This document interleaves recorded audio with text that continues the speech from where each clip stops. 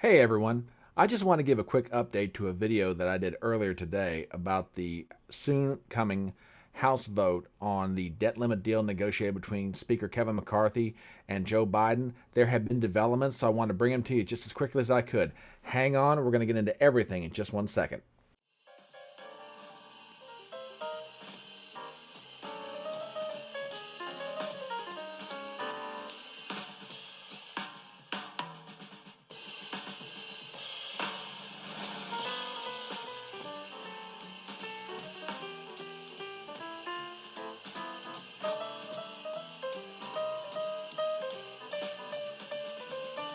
My name is Brian Trippett. I am your front porch conservative. Step on up to my electronic front porch and let's talk.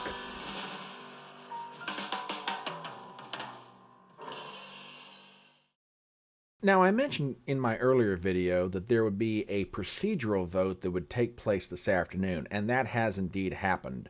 About an hour and a half ago is when it was finally finished up. Now, the procedural vote is more than just parliamentary gobbledygook. Basically, what it does, it's a motion to bring a particular item to the floor of the U.S. House for a vote.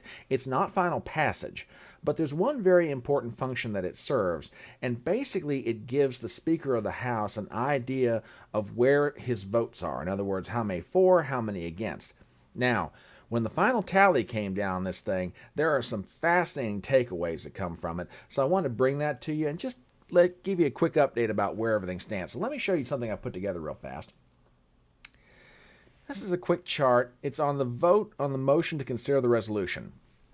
I've broken this down by Republicans, Democrats, yays, nays, present, which no one voted present, and not voting. Now, for the longest time during this vote, and they held it open for maybe a good half an hour, an interesting development began to happen. There were 187 Republicans voting for McCarthy's bill, which you would expect that.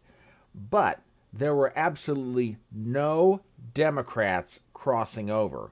They were stuck at 187. And the tally on the nays kept going up and up and up. It finally got up into the low 190s. Then all of a sudden, something very interesting happened. Democrats started crossing over and voting for McCarthy's bill. In other words, the motion to bring it to the floor. Now, under normal circumstances, these procedural votes like this are purely along party lines. Basically, what should have happened is that McCarthy should have gotten at least 218 of his 223 Republicans to be able to go with him on this just to bring the thing to the floor for a vote. But at the time before the Democrats started crossing over to vote for the motion to consider, there were at least 30 Republicans who were absolutely standing fast. They said, no, we're not voting for this. And in the end, that's what happened. There were 29 Republicans who defected on the motion to consider the resolution. In other words, in order to get this thing to a point of final passage, there were Democrats that had to be brought over. Now, this sets up a whole series of fascinating questions for me. Number one, what kind of deal did McCarthy have to give, or I should say, did he have to make with Hakeem Jeffries, the House Minority Leader for the Democrats, in order to get his Democrats to cross over? And in that same vein, question number two, what kind of side deals did those Democrats have to make with McCarthy, or I should say, did McCarthy have to make with them to get them to vote for the motion to bring it to the floor? Here's another question. Long term, of those 29 Republicans who voted no, how many of them are members of the Freedom Caucus, or just fiscal conservatives in general? Here's another question for you to think about. What's going to happen after this vote is over with, win or lose? Because as far as I'm concerned, Kevin McCarthy has absolutely shot his credibility with the Freedom Caucus. They will never be able to trust him again. It's bad enough that in their minds, he went back on his word to them that he would start reining in spending at the federal level.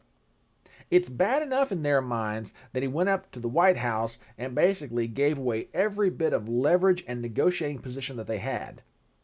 But worse than all of that, as they held their nose in protest and said, we're not going to vote for this thing. We don't want it on the floor. We want you to go back to the White House. We want you to renegotiate this thing.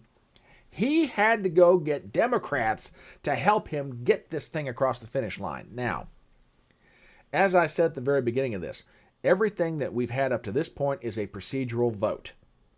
All this vote this afternoon did, was allow it to be brought to the floor for a debate and then ultimately set it up for a final vote. That has even got some questions to it. Okay, so the Democrats bailed McCarthy out on the motion to consider the resolution. Are they going to be so generous tonight when this final vote takes place? And if so, again, what kind of deal does McCarthy have to cut with Hakeem Jeffries and or his Democrats to get them to cross over? Here's another question for you. There were 29 Republicans who voted against this thing. Will there be more by the time the final tally comes down? And where does the Progressive Caucus of the Democratic Party play out in all this?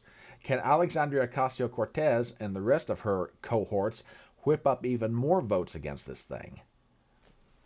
You know, this thing didn't pass with a huge margin. I mean, it takes 218 to get something out of the House. It passed with 241, so you're talking roughly, what is that, 23 votes? It wouldn't take a lot to swing this thing. And keep in mind, it's still got to go over to the Senate. I don't think this is over with. McCarthy in the end might win. I'd say odds are in his favor. But what he's going to have to do to get that done may very well undo him going forward as Speaker of the House of Representatives. But anyway, just wanted to give you a quick update. And as always, please do me some favors as we bring this to a close. Number one, if you're not a subscriber to the channel, please do so. Number two, hit the bell for notifications. Number three, please leave a comment. Number four, please share the video around. And number five, please give me a thumbs up. I'm Brian Trippett. I am your Front Porch Conservative, and I'll see you next time.